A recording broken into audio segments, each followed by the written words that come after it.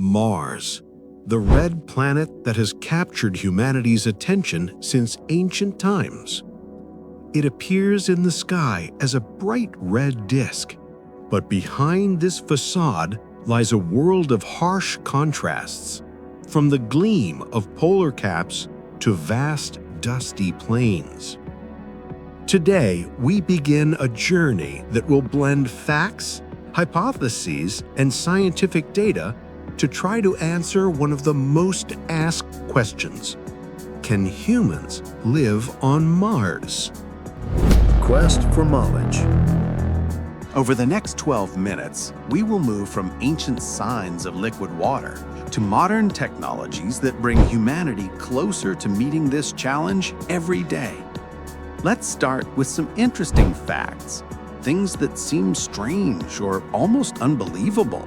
Mysterious channels, minerals that indicate the presence of water, and places where the temperature sometimes changes unusually. These phenomena prompt us to ask questions and seek confirmation.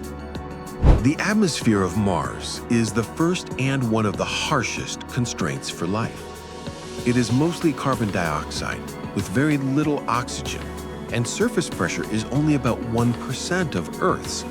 Temperature conditions are extreme too. Around the equator, it may be relatively warm during the day, a few degrees above zero, but at night, temperatures drop quickly to tens or even over 100 degrees Celsius below zero at the poles. Another issue is gravity. It's about 38% of Earth's. That has both advantages, easier to lift loads, and disadvantages. Long-term life in lower gravity affects bones and muscles. Dust storms are a story on their own. They can last for weeks and cover wide areas, reducing visibility and blocking solar power. Rovers sometimes fall asleep due to dust on their batteries, and even large communication systems can be temporarily disrupted. All of this creates an environment where every human step must be carefully planned and shielded.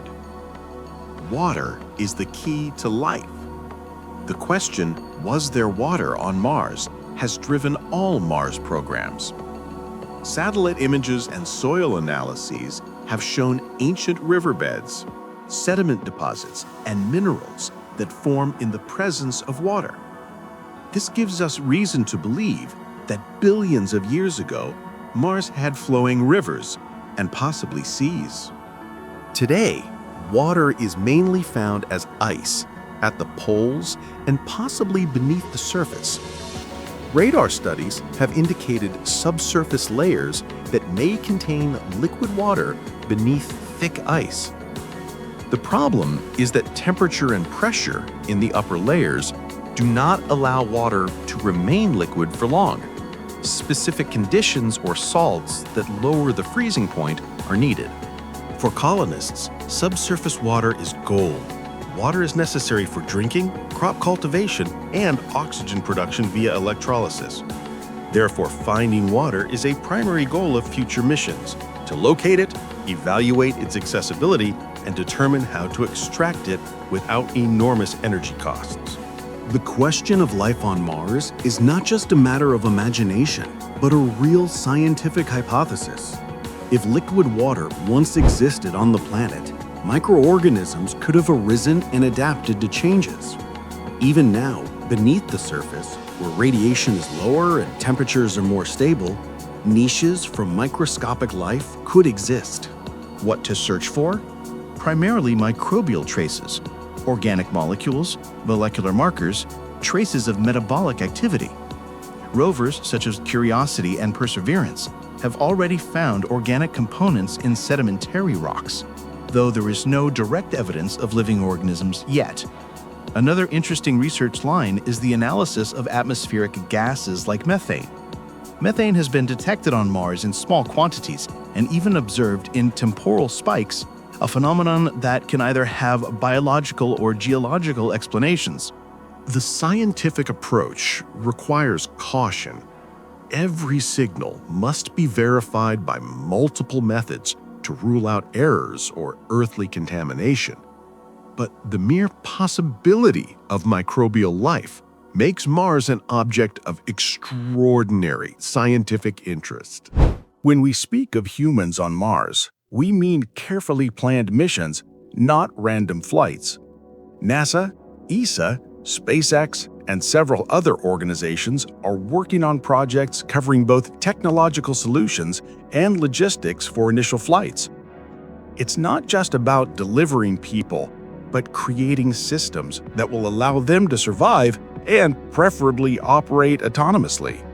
Key colonization stages include delivering basic modules, providing power, solar arrays, nuclear sources, deploying habitats, accessing water, and initiating local resource production, ISRU, in situ resource utilization. Each stage carries risks. Launch and landing on Mars are among the most complex maneuvers, and delivering heavy equipment requires massive fuel and cost. Future missions also have deep social and psychological dimensions. Early colonists will live in tight quarters, far from Earth, and their actions will determine the success or failure of the program. Yet with each successful mission, we move closer to a reality where humans can not only visit Mars, but stay there long-term. A habitat on Mars must be not only protective, but self-sufficient.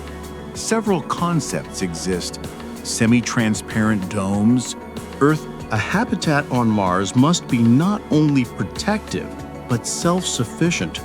Several concepts exist: semi-transparent domes, Earth-built modules, and underground bases carved into the regolith.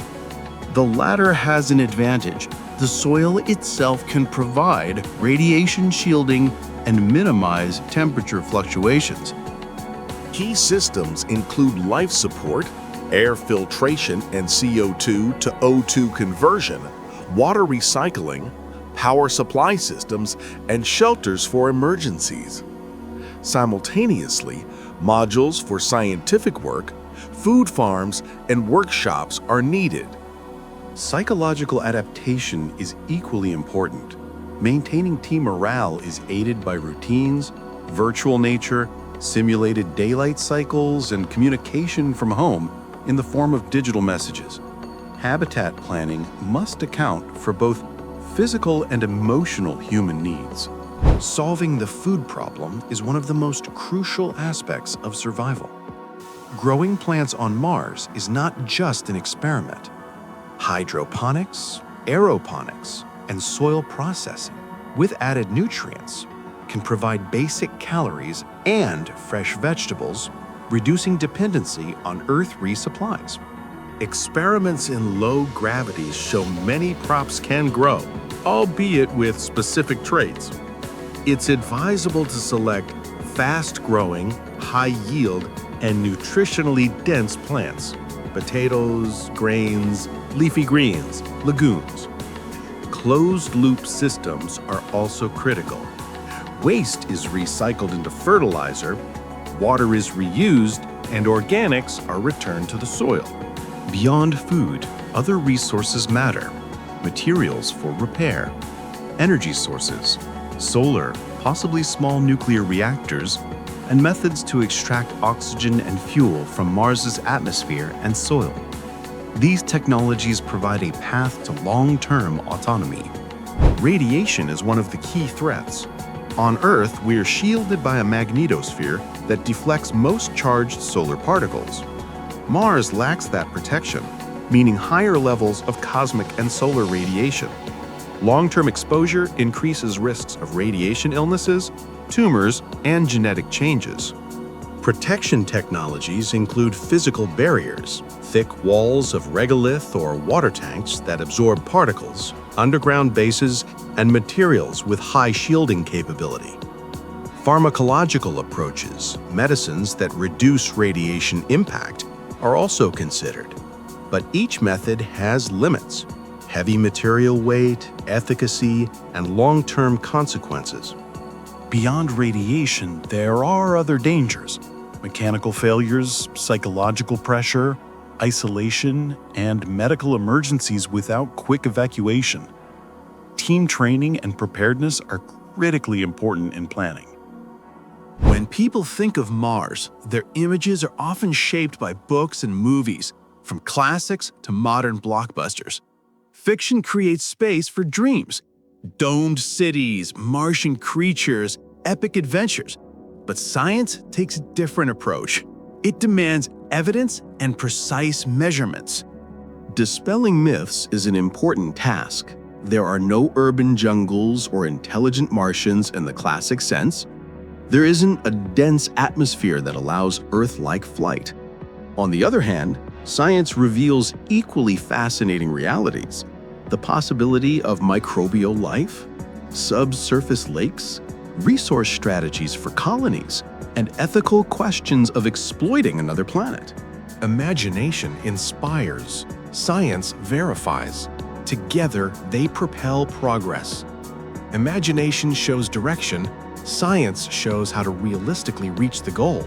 In summary, Mars is a planet of challenges and opportunities. It does not welcome us with comfort, but it provides material for incredible scientific discoveries. When we talk about life on Mars, we speak of a combination of technology, science, resource management, and human endurance. The coming decades will bring new missions, new data, and perhaps answers to questions that now seem fantastic. But already we can say, the path to life on Mars will require patience, international cooperation, and massive investment in science. We end on an optimistic note. Humanity has always pushed boundaries. Now it's the red planet's turn. What do you think? Are we ready one day to call Mars home? Share your thoughts in the comments. Your ideas might be part of this great conversation. That's all for today.